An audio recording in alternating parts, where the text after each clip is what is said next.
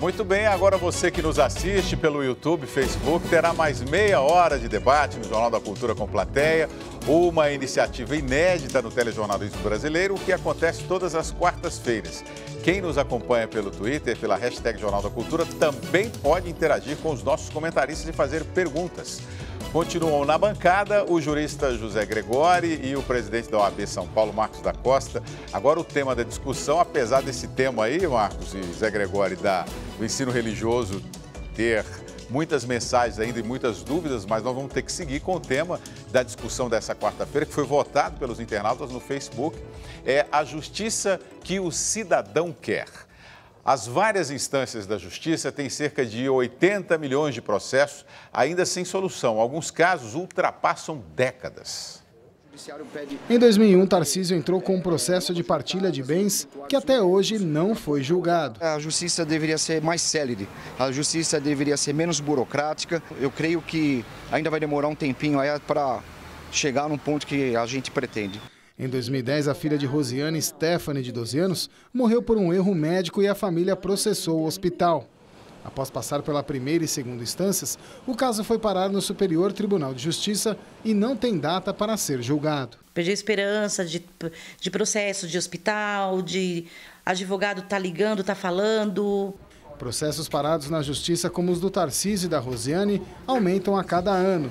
Um relatório recente do Conselho Nacional de Justiça mostra que de 2015 a 2016, o número de ações sem decisão em todos os tribunais, exceto o Supremo, cresceu 3,6%. Passou de quase 77 milhões para quase 80 milhões. Nesse período, menos de um terço deles foi solucionado. Segundo juristas, entre as principais causas da lentidão da justiça estão a falta de juízes e o excesso de demandas e de recursos. Segundo eles, a justiça é mais rápida em outros países porque há muita mediação, fazendo com que as ações sejam concluídas logo no começo. Hoje em dia eu vejo que a justiça não tem palavras. Pode cumprir depois de muitos anos, mas demora muitos anos mesmo para cumprir. Esse é um bom debate, né, Marcos da Costa? Semana passada nós fizemos um giro juntos e você falou exatamente no programa que qual que é a justiça que o brasileiro quer, que isso devia ser uma discussão, inclusive no próprio Congresso Nacional, né? A gente tem que ultrapassar um pouco essa discussão e começar a ver se o brasileiro quer esse tanto de instância que existe no Brasil, se o brasileiro quer que esses recursos demorem tanto, né? Se o brasileiro quer mais juízes ou menos juízes, e aí? Qual é a sua avaliação dessa justiça que nós queremos para agora? Bom, William, primeiro me permita cumprimentar esse formato novo, é a primeira vez que eu participo, estou experimentando, ministro, essa sabatina por parte das pessoas que aqui se encontram. E eu cumprimentar já a chamada, a justiça que a sociedade quer, algo que falta no Brasil. Nós não temos debate sobre a nossa justiça. Eu digo sempre, há pouco tempo atrás, nós tivemos aqui a PEC, chamada PEC da Bengala, ampliando o debate ampliando de 70 para 75 anos a aposentadoria de um magistrado. Esse debate ficou restrito à corporação de juízes. Juízes de primeira instância não querendo aprovação, porque se tivesse mais tempo os desembargadores nos tribunais, demoraria mais tempo eles subirem para o tribunal. E os desembargadores querendo aprovação para permanecer mais tempo dentro da justiça. Foi aprovada a PEC aumentando para 75 anos. Em Nova York, a Suprema Corte de Nova York também fixava em 70 anos a idade máxima do magistrado. E, no mesmo período, também se discutiu uma mudança para ampliar para 75 anos. Sabe como foi a discussão? Por plebiscito. Foi a sociedade que debateu e discutiu que justiça ela queria. E o resultado foi mantido o limite de 70 anos. A nossa justiça tem uma série de fatores aí envolvidos. Dos 80 milhões de processos que existem, metade, 40 e poucos milhões, são execuções fiscais, cobranças que o Estado faz de tributos não pagos. A outra metade que existe, basicamente de 20% a 30%, o Estado está presente, ou como autor, ou como réu. Na Justiça do Trabalho, outro dia foi feito um levantamento, dos 10 principais demandantes, 8 eram o Estado e 2 eram bancos privados. Mas as demandas não nasciam das relações dos bancos com os seus colaboradores, mas de reclamações trabalhistas anteriores e bancos públicos que foram incorporados por bancos privados. Então, tem que começar por aí, uma discussão do poder público, do Estado, cumprindo as normas que ele próprio edita, mas não cumpre. E, de outra parte, também é evidente, nós temos que mudar o conceito, permitir avanços no que diz respeito a soluções alternativas, mediação, conciliação, enfim. E aí perdemos uma grande chance para isso, que foi a aprovação recente do novo Código de Processo Civil, que poderia ter permitido uma liberdade maior de trabalho dos próprios advogados, das próprias advogadas. Nós temos um judiciário que foi moldado a partir de uma lei orgânica que nasce, talvez, a última norma estruturante do país da época da ditadura militar, a Lei Orgânica da Magistratura da década de 70, onde o conceito de autoridade, evidentemente, é diferente numa ditadura de uma democracia. E nós precisamos modernizar, ajustar o nosso judiciário para os tempos da Constituição de 88. Vamos uma pergunta aqui da nossa plateia já. Vamos. Oi, meu nome é Tânia. Eu, como advogada, eu participo da Defensoria Pública, gostaria de saber do senhor, senhor Marcos, doutor Marcos, se o quadro de advogados da Defensoria fosse maior, o atendimento às pessoas carentes também seria maior. Por que o Estado ainda paga tão pouco para os advogados que participam da Defensoria? Bom, e aí nós temos uma questão preliminar, que a Justiça, a partir da Constituição de 88, ao lado da saúde e ao lado da educação, são os 3 serviços considerados universais. Todos têm direito à justiça. Isso é garantia da Constituição de 88. Quando veio a Constituição e assegurou acesso de todos, criou-se ou elevou-se para nível constitucional a figura da Defensoria Pública. Em São Paulo, por exemplo, não tinha. Poucos estados tinham Defensoria Pública. Eu defendo a tese de que o Estado tem a obrigação de fazer com que todos, independente da capacidade econômica, tenham acesso pleno à justiça. Mas defendo também que não necessariamente será feito através da Defensoria. A advocacia pode ser prestar esse papel. Nós temos aqui em São Paulo um convênio com o poder público. Há 30 anos, foi firmado pelo Franco Montoro. E pelo governador Franco Montoro, o Zé Carlos Dias era o secretário de Justiça à época. E esse convênio tem permitido que algo em torno de 50 mil advogados atendam por ano mais de 1 milhão de pessoas carentes. Mais de 1 milhão de pessoas carentes, mais de 300 pontos no Estado. São Paulo é o único Estado que garante acesso à justiça para o carente em todas as comarcas, merecendo o trabalho desses colegas, desses valorosos advogados e advogados. E aí a tabela é feita numa negociação com a Defensoria com base na receita do Fundo de Assistência Judiciária, que ultimamente tem servido a pagamentos da Defensoria Pública, e eu questionei isso, inclusive pedindo CPI na própria Assembleia Legislativa, porque durante um tempo esses recursos que deveriam servir ao advogado, pagamento dos honorários, acabaram servindo a pagamento de vantagens, acréscimos aos salários dos próprios defensores. Mas eu estou de acordo, o profissional tem que ser bem valorizado, até porque ele presta um serviço de muita qualidade ao cidadão carente aqui em São Paulo. José Gregório, qual é a sua avaliação da justiça brasileira, que a gente não te ouviu até agora? Olha, eu acho que, em primeiro lugar, saudar esse novo formato da TV Cultura, porque a última vez que tinha público na minha entrevista, o público era de militares censores. Então, de repente, a coisa se democratiza e a gente pensa que é muito simples. Mas eu sou obrigado a dizer que custou muita luta e que nós estamos numa crise e que nós temos que lutar, antes de tudo, pela permanência da democracia, pela obrigação de todos seguirem a Constituição, porque isso é muito importante. Em segundo lugar, eu acho que o problema da justiça é, sobretudo, a primeira questão que foi colocada e que o presidente da OAB, como é um militante da democracia, não negou, que é o problema da lerdeza da justiça no século XXI. Quer dizer, o século XXI, a tecnologia impôs para nós um outro tipo de tempo. A gente avalia o tempo por outros critérios que os nossos avós, mesmo os nossos pais, avaliavam. Quer dizer, tudo é rápido. E, de repente, você fica sabendo que um processo demora 3 anos, 5 anos, 10 anos. Quer dizer, isso realmente não cabe mais na cabeça de um jovem. Eu não consigo explicar para o meu neto, que tem 19 anos, que se ele recorrer à justiça, de repente a resposta que ele vai receber é exatamente 5 anos, para ser otimista. Então, eu acho que a justiça brasileira tem esse problema. O que fazer para ela não perder qualidade, que isso é muito importante, ela não perder independência, isso é muito importante, mas, ao mesmo tempo, ela oferecer uma resposta para o conflito num tempo muito mais curto que é hoje. Quer dizer, eu acho que algumas coisas a gente tem que pôr como haver, como crédito na balança para julgar a justiça.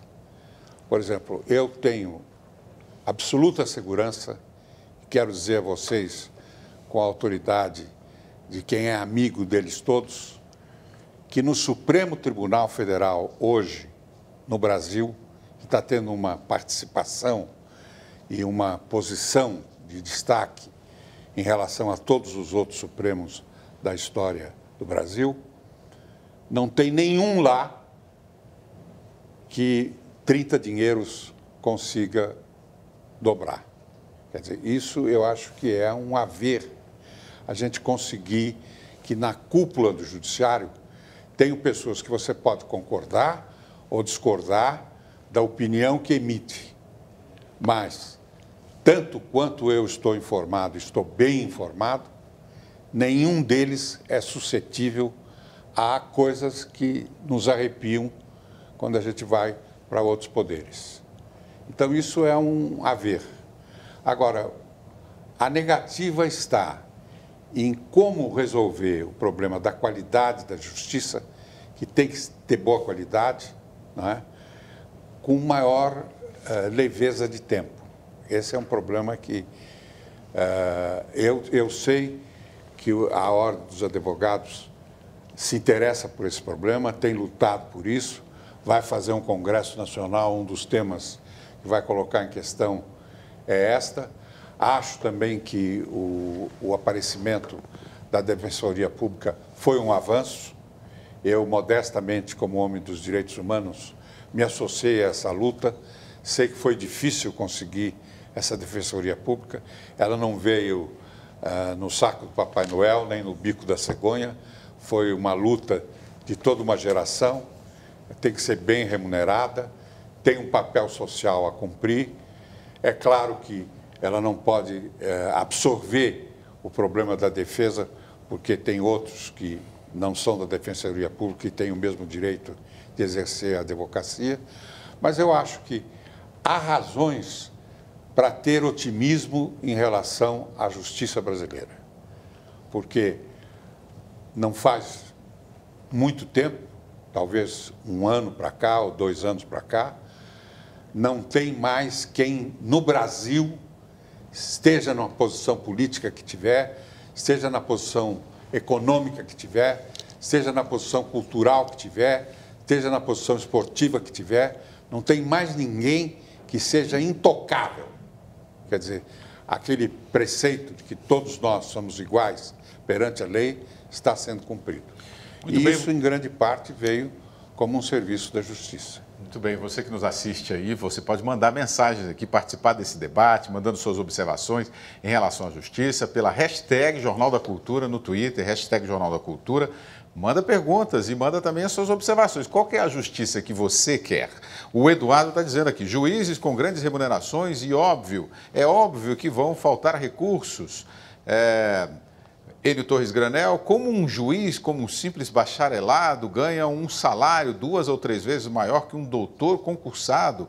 O Johnny Marques, para a justiça funcionar melhor no Brasil, penso que precisa de menos burocracia, mais profissionais eficientes e eficazes. Vamos a mais uma pergunta aqui da plateia. Boa noite, meu nome é Jéssica, sou do grupo Dr. D. E eu queria perguntar a opinião dos senhores, qual seria a grande mudança necessária para haver uma maior democratização ao acesso à justiça aqui no Brasil? Bom, eu me formei na década de 50. No dia da formatura, estava todo mundo feliz, porque o dia da formatura é, sobretudo, um dia da família. E as minhas colegas, que tinham feito curso comigo, algumas delas estavam chorando. Eu digo, mas é chorando de alegria? Não. É que nós fomos nos inscrever para sermos juízas e para sermos procuradoras, promotoras, e não pode.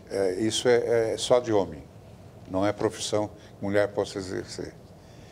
Então, para quem vem dessa época, hoje, entrar no fórum e ver todas aquelas juízas trabalhando, etc., etc., eu não posso negar que houve avanços, que houve uma democratização, mas que a justiça ainda não está acessível a todas as classes, que a desigualdade no Brasil, entre as suas consequências, uma delas é ainda tornar a justiça uma coisa onerosa e que é possível para quem tenha mais recursos do que outros. O Marcos, essa decisão que teve hoje, né, em relação à questão da religião, o ensino religioso nas escolas, na sala de aula, é uma decisão que carece muito de ouvir a própria sociedade. E nós tivemos 11 ministros tomando decisões referentes a toda uma sociedade. Algo que deveria ser discutido, inclusive no Congresso Nacional, que foram as próprias pessoas, né? O próprio cidadão que elegeu aqueles senhores lá para representá-los. Você não acha que a justiça, às vezes, antecipa ou toma decisões que deveriam ser tomadas na esfera legislativa? Esse é um caso? Eu acho, bom, aí tem duas vertentes. Primeiro, há exatamente temas que o Congresso deixa de legislar ou não avança nos seus debates. Tem projetos de lei com décadas de tramitação sem que haja uma definição para o Congresso. Aí obriga a Justiça, num vácuo, a tomar a decisão tentando dar à sociedade uma segurança jurídica que a lei deveria dar. Nós vivemos um regime onde o que vale é a lei, diferente de outros países onde vale a decisão jurisprudencial, é que formata aí a segurança jurídica para a sociedade. Mas quero dizer também que nós temos tido avanço nesse ponto em relação à justiça com a prática, por exemplo, das audiências públicas. O Supremo passou de um tempo para cá, nesses debates, nessas questões de muito interesse da sociedade, a chamar a sociedade, a abrir espaço para que as pessoas, as instituições, a comunidade, a academia possam ir lá e manifestar a sua opinião sobre determinados temas. Isso é um grande avanço. E, além disso, evidentemente, a transparência com que as decisões ocorrem, a permitir que todo mundo possa acompanhar os debates no Supremo. Eu acho que esses dois avanços no que diz respeito à democratização. Mas eu quero observar ao ministro que, apesar de termos avançado muito com relação à participação das mulheres nos tribunais, nós temos, por exemplo, o Tribunal do Trabalho aqui de São Paulo, que numa gestão, todos os órgãos, todos os cargos de gestão eram ocupados por mulheres, mas no Tribunal de Justiça de São Paulo, por exemplo, que tem o órgão especial, que é o principal órgão de deliberação, nunca, em tempo algum, teve uma mulher eleita para compor o órgão especial do Tribunal de Justiça de São Paulo. Então, falta muito ainda para conquistar, mas as mulheres, com o seu brilhantismo, sua capacidade, o seu empenho, estão alcançando o status que merecem. Vamos lá, mais uma pergunta. Bom, tentando pensar assim no aspecto psicológico, parece que a justiça que o cidadão quer é uma justiça baseada um pouco em punição, né? Além da ideia de punição, o que abrangeria mais, na opinião de vocês, ou deveria ser mais difundido socialmente, além da ideia de só punir, né, ou não punir X, Y ou Z? Ministro, só posso fazer uma observação. Eu creio que, na verdade, o que a sociedade quer não é a punição. O que a sociedade quer é a justiça. Tanto que quando nós enfrentamos situações onde uma decisão foi tomada e depois se verificou que ela foi justa, a sociedade também repudia. Como é que consegue equilibrar isso? Garantindo o direito de defesa, garantindo ao cidadão o direito de se defender sobre essas acusações, de forma também responsável, transparente. Quando há uma acusação bem feita e uma defesa assegurada, a justiça certamente terá uma grande chance de ocorrer com acerto. E é isso que eu acho que a sociedade espera. Em segundo lugar, que a justiça implemente, quer dizer, concretize certas leis que são feitas no sentido de estabelecer maior igualdade, maior respeito aos direitos humanos. Quer dizer, você espera não só que o juiz seja uma pessoa que esteja lá para punir, mas uma pessoa que esteja lá para pacificar, para diminuir os conflitos e para fazer valer as leis, sobretudo as leis que representam progresso social, entendeu? Quer dizer, eu acho que, nesse ponto, o papel da justiça, sem que ela queira transferir para ela o poder de legislar, porque existe esse risco que o William colocou, de repente esses 11, porque são só 11 e estão bem vistos hoje na sociedade, etc., etc., eles queiram substituir o parlamento. Aí a gente tem que mostrar primeiro o cartão amarelo e depois o cartão vermelho, porque a democracia não é isso. Quer dizer, a democracia, cada poder tem o seu papel e não pode transpor os limites daquele papel. Por isso é que eu achei um absurdo que, de repente, depois do Brasil ter saído de uma ditadura militar há mais de 20 anos, não é? Um general da ativa se arrogou o direito de dizer, olha, se for necessário aí, se o pessoal não se entender, nós vamos nos impor. Em nome de quem? Como impor? Qual é o direito de uma força armada querer intervir numa crise que é política e tem que ser resolvida pela política, mantendo a Constituição e mantendo a democracia? Então, esse problema da justiça fazer respeitar a lei é tão importante quanto a de punir aquele que mereça punição. Olha aqui, ó, tem uma pergunta, tem muita reclamação aqui em relação aos juízes, a ausência dos juízes em tribunais, etc. O Enio Torres Granel está dizendo no fórum em tribunais. O Enio Torres Granel, o maior absurdo é termos falta de juízes pagando salários que em outros países pagarão 3 ou mais juízes. Falta magistrados ou eles não vão trabalhar? Bom, faltam magistrados, nós temos comarcas sem juízes há muito tempo. Nós, aliás, temos muitas comarcas aprovadas, depois na Assembleia Legislativa, por exemplo, aqui em São Paulo, e não foram nem instituídas por ausência de estrutura para isso. E também falta um pouquinho essa visão, não evidentemente de todos os magistrados, mas eu defendo a tese que o magistrado tem que ir trabalhar no fórum. O fórum é um lugar de trabalho e até pela importância do magistrado no que diz respeito a ser uma referência na paz social daquela comarca. E, infelizmente, nós temos muitos juízes que não trabalham de segunda, não trabalham de sexta, e a grande maioria não trabalha durante o dia inteiro. Trabalha, às vezes, à tarde, marca a audiência 1 ou 2 vezes por semana, e desembargadores que também não vão todos os dias no tribunal. Vão quando tem sessão e algumas câmaras têm sessão uma vez por mês. Acho que valeria também uma reflexão por parte desses magistrados, destacar a importância que eles têm na sociedade e comparecer, sim, aos fóruns e aos tribunais todos os dias. E a Gregório?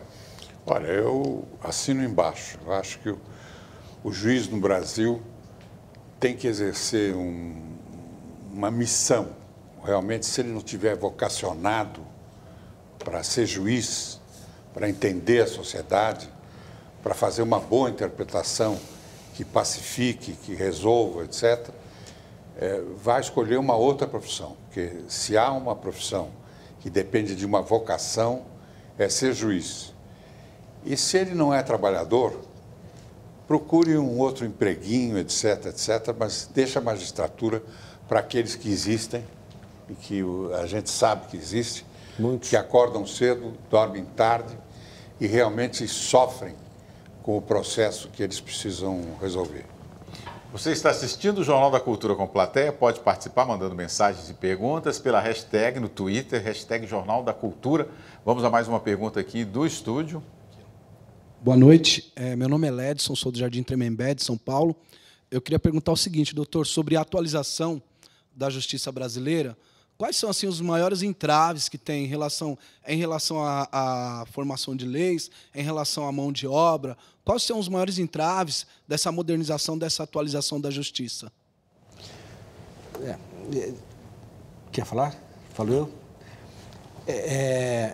Eu acho difícil você conseguir um diagnóstico apontando poucos problemas. Eu acho que é um conjunto inteiro de problemas. Começa pela Constituição de 88, a Constituição Cidadã, que ampliou os direitos de cidadania e assegurou o acesso de todos à justiça. E, ao lado disso, a justiça, por si e pelos outros poderes, não se aparelhou para fazer frente a essa nova demanda social. Quando eu falo por si, são, por exemplo, essas práticas de não ir aos fóruns segunda, e muitos juízes não vão aos fóruns segunda e sexta-feira, por exemplo. Mas é de se reconhecer também que o Poder Executivo e o Poder Legislativo não garantem à Justiça os recursos necessários para que ela tenha a estrutura adequada para fazer frente a essa demanda. Há alguns anos atrás, se discutia o orçamento da Justiça Estadual, chegou a 5,6%, 5,7%, e nós todos brigávamos para chegar a 6% do orçamento geral do Estado. Foi sendo cortado, e hoje nós brigamos para ser de 4% do orçamento geral do Estado.